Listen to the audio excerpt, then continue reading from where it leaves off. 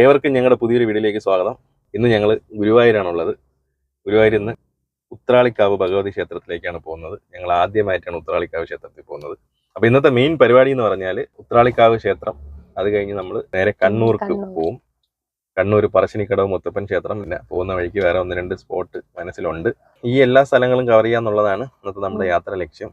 Video എല്ലാവരും like ചെയ്യണം, channel subscribe ചെയ്യാത്ത എല്ലാവരും സബ്സ്ക്രൈബ് ചെയ്യണം. അപ്പം ഇന്ന് നമ്മൾ കുറച്ച് ഡീറ്റെയിൽഡ് ആയിട്ട് ഈ റൂട്ടും ഇതൊക്കെ കാണിക്കുന്നതായിരിക്കും. കാരണം ഉത്രാളിക്കാവ് നമ്മൾ ഫസ്റ്റ് ടൈമാണ് പോകുന്നത്. അപ്പോൾ ഗുരുവായൂരിൽ നിന്ന് ഉത്രാളിക്കാവ് പോകേണ്ട റൂട്ടും പിന്നെ അവിടെ നിന്ന് തിരിച്ച് നമ്മൾ കണ്ണൂർ പോകാം. അപ്പോൾ നമുക്ക് നേരെ ഉത്രാളിക്കാവ് ക്ഷേത്രത്തിലേക്ക് പോകാം. അപ്പോൾ രാവിലെ 7 മണി ആയിട്ടില്ല, 6:54 സമയം ഇപ്പോൾ. അപ്പോൾ രാവിലത്തെ സമയം ആയതുകൊണ്ട് തന്നെ നമുക്ക് നല്ല രീതിയിൽ വണ്ടി ഓടി നീങ്ങുന്നുണ്ട്. നമ്മൾ ഈ ഫ്രണ്ടിൽ കാണുന്നതാണ് ചൂണ്ടൽ ജംഗ്ഷൻ. ഇവിടുന്ന് റൈറ്റിലോട്ട് തൃശ്ശൂരും ലെഫ്റ്റിലോട്ട് കുറ്റിപ്പുറം കോഴിക്കോട് പോകുന്ന റോഡാണ്. നമുക്ക് റൈറ്റ് ആണ് പോകാനുള്ളത്. ഉത്രാളിക്കാവ് പോകാൻ റൈറ്റ് എടുക്കണം. ഇപ്പോഴത്തെ ഈ റോഡ് കണ്ട, ഈ റോഡ് ഈ ഇടയ്ക്ക് നീറ്റാക്കിയതാണ്. നല്ല റോഡ്, പിന്നെ 2 സൈഡിലും കോൺക്രീറ്റ് എല്ലാം ചെയ്ത് അടിപൊളിയാക്കിയിട്ടുണ്ട്. നല്ല ക്വാളിറ്റി റോഡായി. ഈ ഇടക്കാലത്താണ് ഇത് ഇത്രയും നല്ല രീതിയിൽ റെഡിയാക്കിയത്. കുറെ കാലം ഈ റൂട്ട് വരുമ്പോൾ നമുക്ക് നല്ല പ്രശ്നമാണ്. സൂര്യൻ ഉദിച്ചു വരണുണ്ട് കേട്ടാ. നമുക്ക് ആ വളവ് കഴിയുമ്പോ ചിലപ്പോ കാണാൻ പറ്റും നല്ല ഓറഞ്ച് പോലെ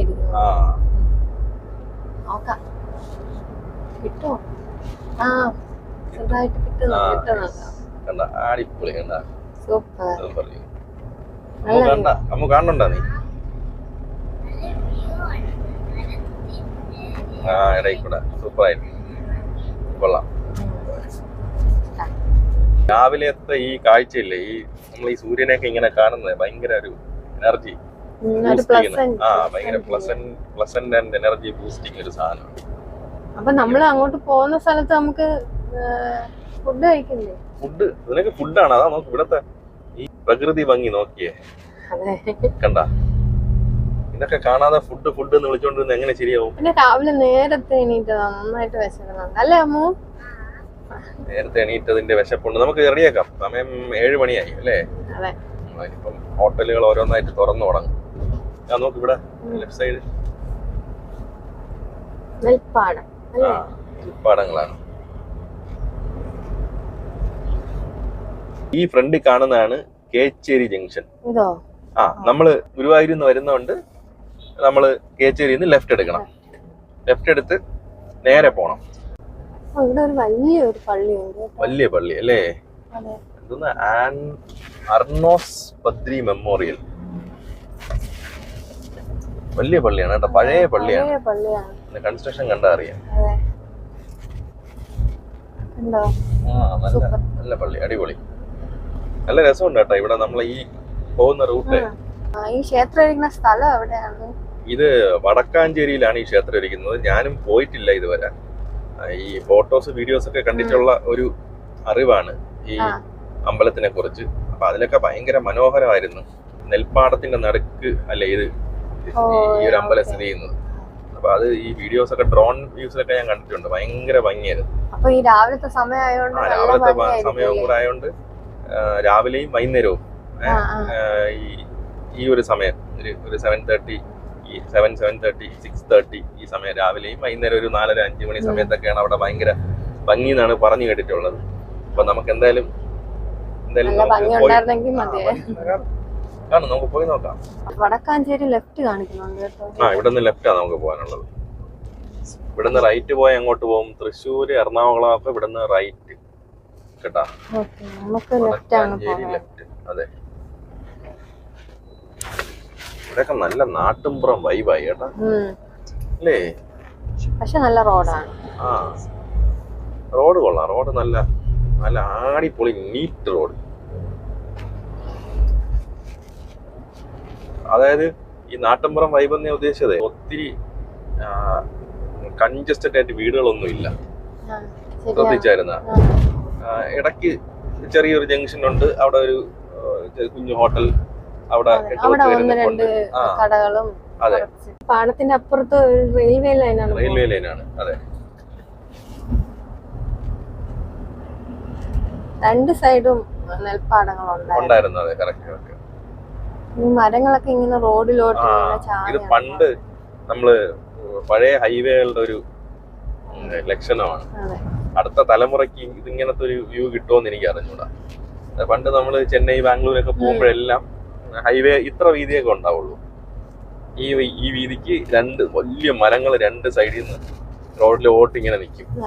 അപ്പം വലിയ ലോറികളുടെ പൊക്കത്തിന് ഇങ്ങനെ ഒരു ടണൽ പോലെ ഇങ്ങനെ വണ്ടികൾ പോയിക്കൊണ്ടിരിക്കും. ഇടയ്ക്കിടയ്ക്ക് വെയില്, കൂടുതലും ഈ മരത്തിന്റെ തണലിൽ കൂടെ ആയിരിക്കും നമ്മൾ ഡ്രൈവ് ചെയ്യണം.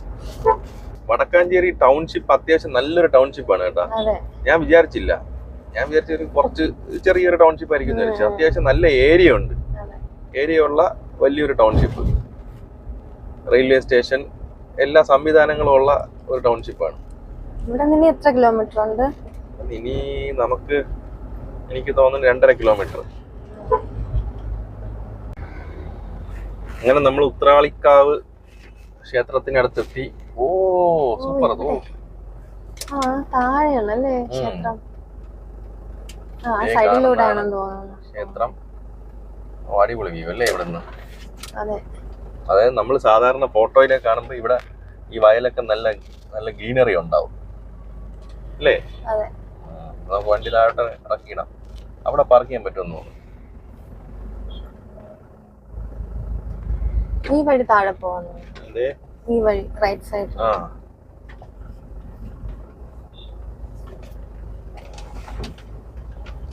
ഓ നല്ല രസമുണ്ടല്ലേ? അതെ, സൂപ്പർ അടിപൊളി. കിട്ടില്ല വ്യൂ. നെൽപ്പാടവും കൂടി ഗ്രീനറി ആയിരുന്നു. നല്ല. ഇതാണ് ക്ഷേത്രത്തിന്റെ മുൻവശം. അപ്പൊ നമുക്ക് അമ്പലത്തിൽ കയറി നല്ലപോലെ ഒന്ന് പ്രാർത്ഥിച്ചിട്ട് വരാം അല്ലേ? അത് കഴിഞ്ഞിട്ട് കാണാം. അമ്പലത്തിനകത്തോട്ടുള്ള വിഷ്വൽസ് ഒന്നും നമുക്ക് എടുക്കണ്ട. ഇവിടെ ഒന്നും ക്യാമറ റെസ്ട്രിക്ഷൻ ഉള്ളതായിട്ടൊന്നും അറിയില്ല, എന്നാലും അത് വേണ്ട. അപ്പം നമ്മൾ അമ്പലത്തിൽ പോയിട്ട് വരാം. ഓക്കെ. വെടി പൊട്ടുണ്ട്. അങ്ങനെ നമ്മൾ അമ്പലത്തിൽ കയറി ഇറങ്ങി. നല്ല പ്ലസന്റ് ഒരു വൈബുള്ള ഒരു ക്ഷേത്രമാണ്. എന്ന് പറഞ്ഞാൽ ഞാൻ ഒത്തിരി കാലമായി ഇതുപോലെ ഗ്രാമീണ അന്തരീക്ഷത്തിൽ നിൽക്കുന്ന ഒരു അമ്പലത്തിൽ പോയിട്ട് നല്ലൊരു എക്സ്പീരിയൻസ്, നല്ല അടിപൊളി എക്സ്പീരിയൻസ് ആയിരുന്നു.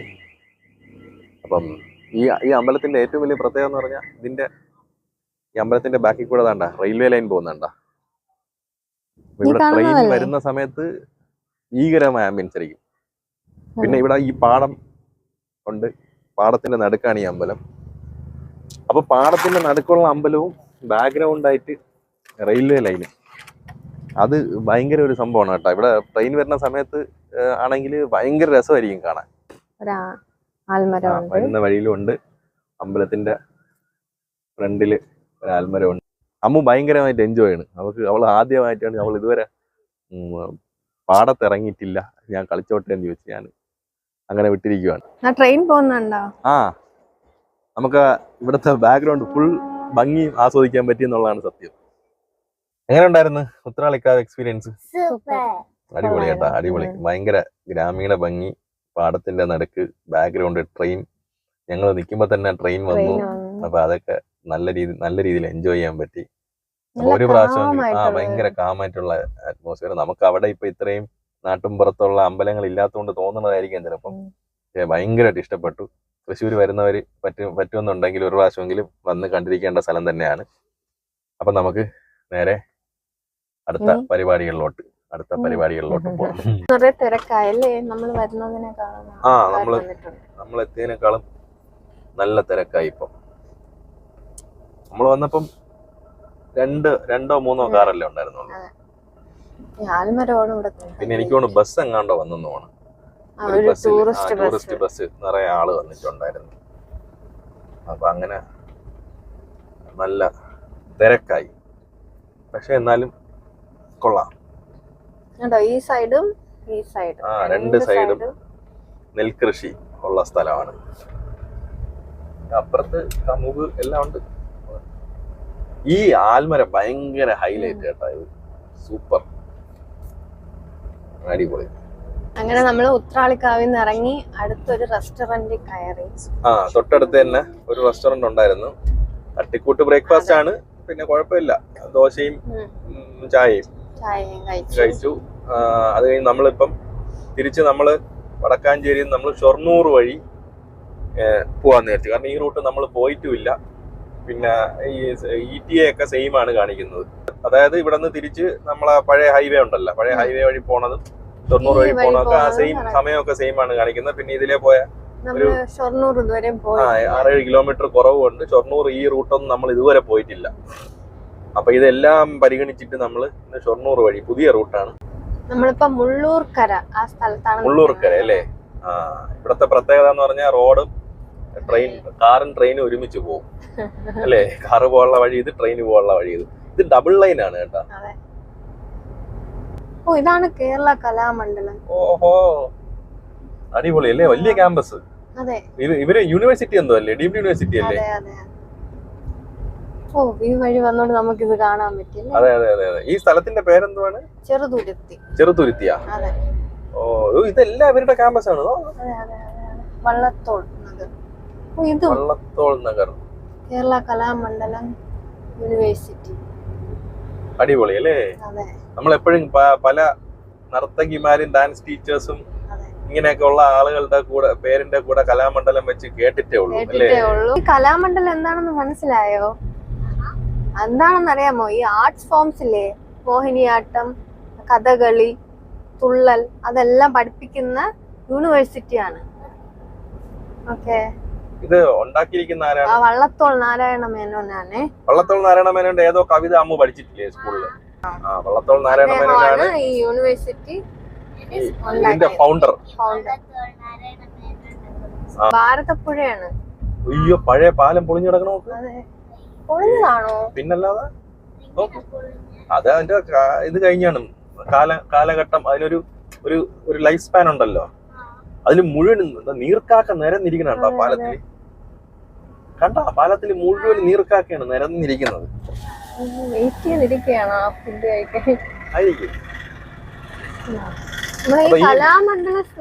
അയ്യോ, അവിടെ ആനയെ കുളിപ്പിക്കുന്നു കേട്ടാ. വേണ്ട, ആനയെ കുളിപ്പിക്കുകയാണ് ഭാരതപ്പുഴയിൽ. ഈ ഭാരതപ്പുഴയുടെ സൈഡിലാണ് ഈ കലാമണ്ഡലം സ്ഥിതി ചെയ്യുന്നതെന്നാണ് കേരള കലാമണ്ഡലം. ആണ്. ഇവിടെ നിന്ന് ഒരു 1/2 കിലോമീറ്ററല്ലേ വരുള്ളൂ. അവിടെ ആനയെ കുളിപ്പിക്കുകയാണ് അവിടെ.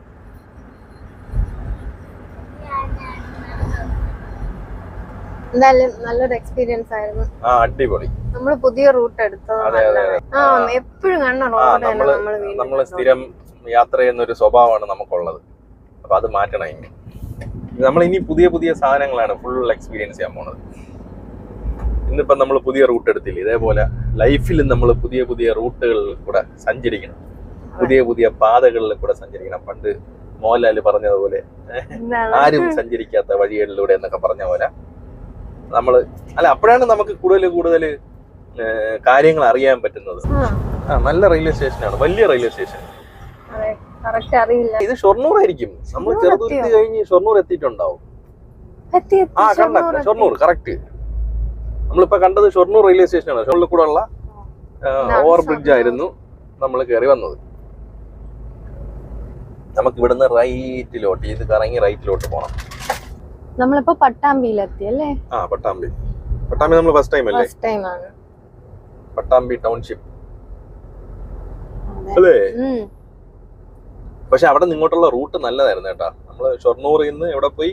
കുളപ്പുള്ളി ചെന്ന് ലെഫ്റ്റ് എടുത്ത് നേരെ വന്ന് ഇവിടെ നിന്ന് നമുക്ക് റൈറ്റ് എടുത്ത് പോകണം അല്ലേ?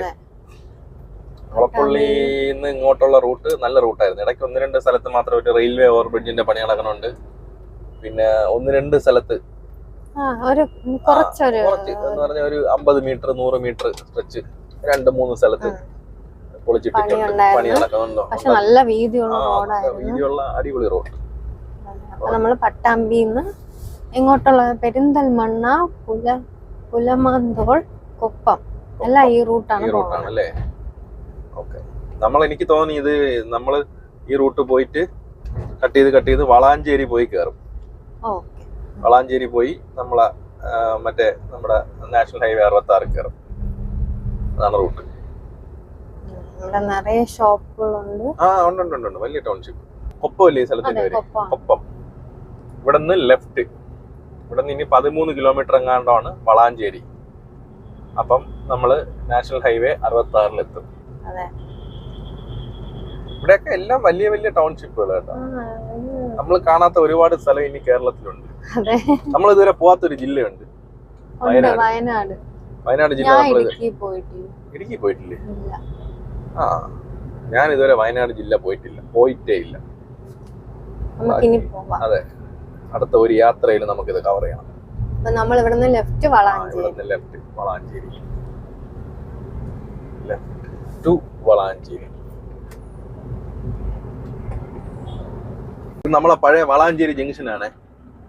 നമ്മൾ പണ്ട് ഇവിടെ നിന്ന് ഇങ്ങോട്ട് വരുമായിരുന്നു, ഇങ്ങനെ വന്ന് ഇവിടെ നിന്ന് വളഞ്ഞു പോകും. ഇതാണ് പഴയ വളാഞ്ചേരി. പഴയതല്ല, ഇപ്പോഴും വളാഞ്ചേരി ജംഗ്ഷൻ തന്നെ. പണ്ട് നമ്മള് പട്ടാമ്പിന്ന് നമ്മള് കൊപ്പം പോയി ലെഫ്റ്റ് എടുത്ത് വളാഞ്ചേരി വന്നു. അപ്പൊ നമുക്ക് ഈ മോളിൽ കാണുന്നതാണ് പുതിയ നാഷണൽ ഹൈവേ 66. നമുക്ക് ഇവിടെ നിന്ന് ഇതിന്റെ അടിയിൽ കൂടെ പോയി റൈറ്റ് എടുത്ത് നേരെ ഹൈവേ കയറി പോവാം കേട്ടാ. ഓക്കെ. അങ്ങനെ നമ്മള് ഈ യാത്രയില് നമ്മൾ ഇപ്പോഴാണ് നാഷണൽ ഹൈവേ 66 ടച്ച് ചെയ്തത്. ഇന്ന് ഈ ട്രിപ്പിൽ നമ്മൾ ഇതുവരെ നാഷണൽ ഹൈവേ 66 ടച്ച് ചെയ്തില്ല. കാരണം നമ്മള് ട്രിവാൻഡ്രത്ത് വെച്ചും ടച്ച് ചെയ്തില്ല. അത് കഴിഞ്ഞ് നമ്മൾ MC റോഡ്, പിന്നെ മലയോര ഹൈവേ കയറി വന്ന് തൃശ്ശൂര് വന്ന് ഗുരുവായൂർ പോയി. ഗുരുവായൂരിൽ നിന്ന് ഇപ്പുറത്തൂടെ കറങ്ങി ഷൊർണൂർ വഴി, ഷൊർണൂർ ഒറ്റപ്പാലം വഴി കറങ്ങി നമ്മൾ ഇപ്പോഴാണ് നാഷണൽ ഹൈവേ 66 ടച്ച് ചെയ്ത് കയറി. ഇനി നേരെ കോഴിക്കോട്. നേരെ നമ്മള് കോഴിക്കോട്, മാഹി, കണ്ണൂർ. എക്സിറ്റ് ഒന്നും ഇല്ല അല്ലേ? ഇവിടെ എക്സിറ്റ് ഉണ്ട്. അല്ല, ഇപ്പൊ നമ്മൾ കയറി കഴിഞ്ഞിട്ട് ഇതുവരെ എക്സിറ്റ് ഇല്ല. ഇവിടെ യൂട്ടേൺ ഒന്നുമില്ല. യൂട്ടേൺ ഒന്നുമില്ല, എക്സിറ്റുകൾ മാത്രമേ ഉള്ളൂ. ലെഫ്റ്റിലോട്ടുള്ള എക്സിറ്റ്. കോട്ടയ്ക്കൽ സ്ട്രൈറ്റ് ആണ്. ഇവിടെ 80 ആണ് ലിമിറ്റ് വെച്ചിരിക്കുന്നത്. ബസ് 65, ട്രക്ക് എത്രയായിരുന്നു? 50. ട്രക്ക് 50. ഇവിടെ ടോൾ കളക്ഷൻ തുടങ്ങിയല്ലേ? വെട്ടിച്ചിറ ഈ പ്ലാസ. അവിടെ ഇല്ലേ, അവിടെ റോയൽ റൂബി, അവിടെ കോഴിക്കോടൻ ബേക്കറി ഹൽവ നടക്കണ കണ്ടാ? അത് റൈറ്റ് സൈഡില്. അവിടെ നിന്നാണ് കഴിഞ്ഞ പ്രാവശ്യം ഞാൻ ഹൽവ മേടിച്ചിട്ട് വന്നത്. നമുക്ക് തിരിച്ചു പോകുമ്പോ അന്ന് ഇവിടെ ടോൾ പ്ലാസ ഓപ്പൺ ആയിട്ടില്ലായിരുന്നു. എത്ര രൂപയാണ് ടോൾ 75 ആണ് തോന്നുന്നു. 75. ആളുകളെല്ലാം ഭയങ്കര കൺഫ്യൂസ്ഡ് ആണ് കേട്ടാ. പുതിയ ടോൾ ആയതുകൊണ്ടാണെന്ന് തോന്നുന്നു. ഇവിടുത്തെ സ്റ്റാഫുകളും ഇവിടെ മറ്റേ ഈ ടോളിന്റെ സൈഡിലെ സാധാരണ ഓരോ ലൈനിലും ഒരു ചെറിയ ക്യാബിൻ ഉണ്ടാവുമല്ലോ. ഇവിടെ ആ ക്യാബിനൊന്നും ഇല്ല.